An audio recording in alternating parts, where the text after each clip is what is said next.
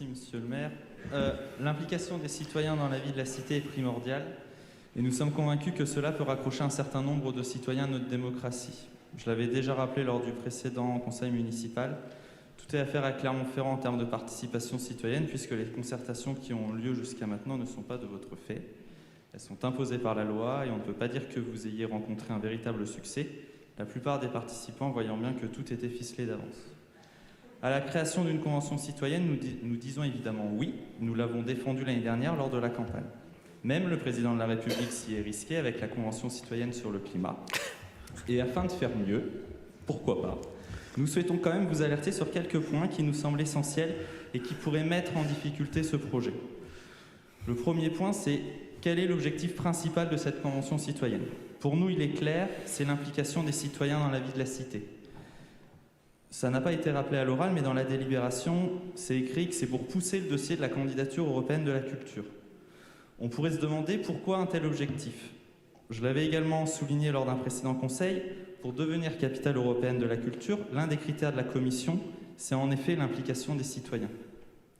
Mais imaginons que la Convention ne souhaite parler uniquement de sécurité, pollution lumineuse, espace vert, open data. Je ne suis pas sûr que la Commission européenne fasse de ces travaux un point majeur de notre candidature. Autre question, si nous échouons lors de la candidature, est-ce que cela signifie que c'est aussi la fin de la Convention citoyenne? Il ne faudrait pas que cette Convention soit plus utilisée à des fins politiques qu'à des fins démocratiques, objectif qui nous paraît principal. Le deuxième point, c'est justement le périmètre des travaux de la Convention citoyenne. Au début de la délibération, elle pourra s'autosaisir de sujets à sa convenance. Alors qu'en réalité, on se rend compte que petit à petit, les sujets pourraient être imposés. La troisième alerte concerne la création du panel. Les critères qui ont été cités tout à l'heure sont le genre, l'âge, la nationalité, mais en fait, ça va... Enfin, j'ai pas dû bien comprendre, c'est aussi... Enfin, il y aura une part de nationalité française et une part de résidents étrangers, si j'ai bien compris. Et également le quartier, avec la possibilité de refuser de faire partie du panel. Il manque quand même des critères essentiels pour s'assurer d'une bonne représentation. Ce sont les critères socio-économiques, comme les CSP ou le niveau d'études. Sans ces critères, vous vous exposez à une surreprésentation de certaines populations, et cela peut se jouer à quelques détails qui ne sont pas présents ici. On ne sait pas, par exemple, quand ce panel va se rencontrer. Est-ce que ça sera en semaine, le soir, les week-ends, combien de temps? Quel statut juridique pour les participants? Est-ce qu'il y aura par exemple des dédommagements de certains frais, comme les déplacements, les jours travaillés, ceux liés à la garde d'enfants? Toutes les réponses à ces questions vont déterminer le choix d'un habitant de participer ou non à votre convention citoyenne.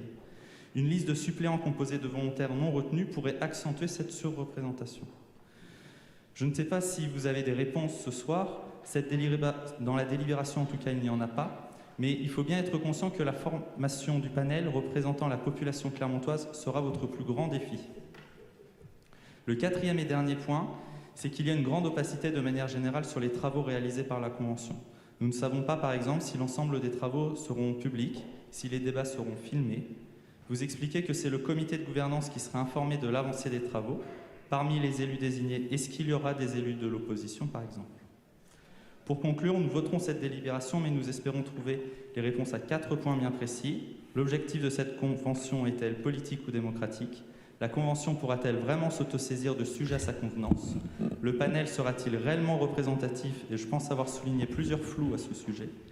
Et la transparence sera-t-elle au rendez-vous durant l'ensemble du processus, y compris pendant les débats de la convention? Je vous remercie.